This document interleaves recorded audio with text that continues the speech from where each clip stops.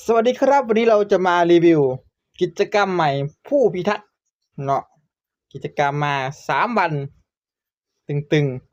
ๆช่วงแรก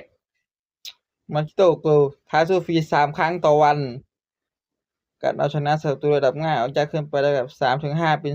10สามารถรีเฟรชแสดงว่าเท่ากับตียุ่งแดงได้10 คะแนน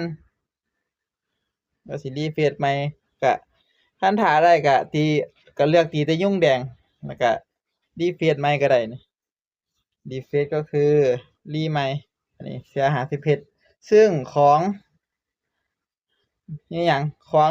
กะโหลกกะลากะละมะละกองแกงเอามาเบิ่งหยังนี่สิเล่นสิเล่นเอาเพื่อหยังสิเล่นเอาเพื่อเฮ็ดหยังนี่ส่ำนี้ล่ะของข้ามได้ข้ามส่ำนั้นล่ะจบการรีวิว